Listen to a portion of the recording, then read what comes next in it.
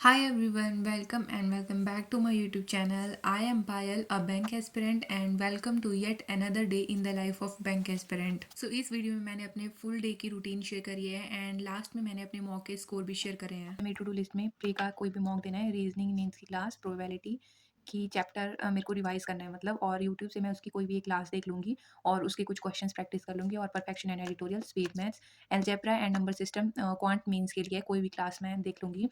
और may be मैं आशीष Arora sir के ही चैनल से ये करूँ, क्योंकि उसमें एक प्लेलिस्ट है और उसमें 7-8 वीडियोज़ हैं अलजेब्रा और नंबर सिस्टम की, वो मेरे को करना है। एंड येस, ये वाली 2 चीज़ें, स्पीड मैथ्स और रीज़निंग की मेंस की क्लास मैं सुबह ऑलरेडी कर चुकी हूँ एंड अभी मैंने प्री का मॉक भी कंप्लीट कर लिया है। So I will share my scores. और अभी कुछ टाइम से मैंने सुबह जल्दी उठना स्टार्ट करा है, तो उससे मेरी टू डू लिस्ट जल्दी कंप्लीट हो जाती है शाम तक और सारा दिन प्रोडक्टिव रहता है। एंड इसके बाद मैंने अंकुश लामा सर से की थी रीजनिंग मेंस की क्लासेस, एंड ये आरआरबी क्लर्क और पीयू लेवल दोनों के लिए है।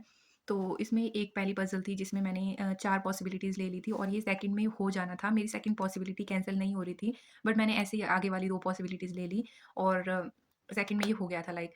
फिर जब सर ने ये क्वेश्चन करवाया तो सर ने बताया कि डॉट मेथड से ईज़िली हो जाना था, और हाँ, हो जाना था क्योंकि वहाँ पर कोई फिक्स नंबर नहीं दे रखे थे हमारे पास, तो यहाँ से ये ईज़िली हो जाना था।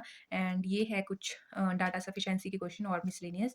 एंड एक और पजल थी जो मेरी सेकंड पॉसिबिलिटी में बन गई थी, एंड ये सारा मिसलेनियस पार्ट है। एंड अभी मैं प्री और मेंस दोनों को साथ में लेके चल रही हूँ, क्योंकि मुझे ऐसा लगता है कि अभी मेरे प्री पर अच्छे से कमांड नहीं है एंड अभी बैंक एग्ज़ाम 2026 आने में टाइम है, और यही प्रॉपर टाइम है जिसमें मैं अपनी स्पीड इंक्रीज़ कर सकती हूँ, स्पेशली इन क्वांट्स। रीजनिंग और इंग्लिश के सेक्शन में मेरे को ऐसी सेटिस्फेक्शन से मिल जाती है कि हाँ, इन दोनों सेक्शन में मैं इतना ही अटैम्प्ट कर सकती थी, बट क्वांट्स के सेक्शन में मेरे को हर बार ये लगता था कि शायद मैं इसमें और कर सकती थी और अटैम्प्ट हो सकते थे, एंड बस इसीलिए मैं अभी स्पीड पर काम कर रही हूँ क्वांट्स में स्पेशली। एंड मैं प्रोबेबिलिटी वाला चैप्टर पूरी तरह से भूल चुकी थी, तो इसको फिर से रिवाइज करना था, तो इसलिए मैंने अपने नोट्स निकाले जिसमें मैंने बेसिक्स वगैरह लिख रखे थे, जो मैंने जब स्टार्ट किया था पढ़ना तब टीचर्स लिखवाते हैं बेसिक्स, तो वो इसमें मैंने नोट कर रखे थे, उनको मैंने कुछ रिवाइज किया। एंड कॉम्बिनेशन वाला चैप्टर भी था इसमें, और ये सब करने के बाद मैंने इसकी एक क्लास की थी यूट्यूब से जिसमें प्रोबेबिलिटी और कॉम्बिनेशन दोनों के मिक्स क्वेश्चन थे और उन क्वेश्चंस को प्रैक्टिस किया था। और कुछ लोग पूछ रहे थे कि आप पेपर इंग्लिश में अटैम्प्ट करोगे या हिंदी में अटैम्प्ट करोगे, क्योंकि मैंने एक पहले वीडियो में बताया था कि मेरा हिंदी मीडियम था पहले, तो उनको डाउट था, तो मैं पेपर इंग्लिश में ही अटैम्प्ट करती हूँ जितने मैंने पहले किए हैं और अब भी। तो उस वीडियो में मेरा बोलने का मतलब ये था कि स्कूल टाइम में मेरा हिंदी मीडियम था एंड कॉलेज में मैंने इंग्लिश मीडियम लिया था, तो उसके बाद ना फिर मैं हिंदी की रह पाई अच्छे से, ना मैं इंग्लिश की हो पाई। तो इसीलिए मैंने जो 120 रूल्स ऑफ ग्रामर के नोट्स देखे हैं आपने, और एक और मैंने डायरी बताई थी उस वीडियो में, तो वो सारा मैंने बेसिक से इसीलिए स्टार्ट किया था ताकि मैं इंग्लिश में ही अच्छे से कर पाऊँ। हिंदी तो अब मेरे से नहीं हो पाएगा, हिंदी मेरे को ऐसा बहुत टफ लगता है, बट इंग्लिश में जब से मैंने वो सब कुछ किया, बेसिक से पढ़ा, और मेरे को वो पढ़ने में बहुत टाइम लग गया था। एंड अब जैसे एक बार वो पढ़ लिया, अब मेरे को फिर से ऐसे कोई दिक्कत नहीं आती है उसके बाद। तो यस, उसके बाद फिर मैं इंग्लिश में ही अटैम्प्ट करती हूँ। तो ये था जो मैंने अभी मॉक दिया, एसबीआई क्लर्क 2025 का प्रीलिम्स का मॉक नंबर 10। एंड ये मॉक मैंने बहुत टाइम बाद दिया है, मतलब प्री का कोई मॉक, क्योंकि जब प्री के जो सारे एग्जाम्स खत्म हो गए थे उसके बाद शायद ये फर्स्ट ही मॉक है जो मैंने अभी दिया। सो मेरा स्कोर है 65 and cut off is 62, but इसमें बहुत सारे रॉन्ग हो गए, 8 क्वेश्चंस मैंने गलत कर दिए थे। सो परसेंटाइल इज अप्रॉक्स 80। एंड अभी सेक्शनल देख लेते हैं कितने स्कोर रहा सब में। इंग्लिश में मेरे सबसे ज़्यादा नेगेटिव लगे हैं।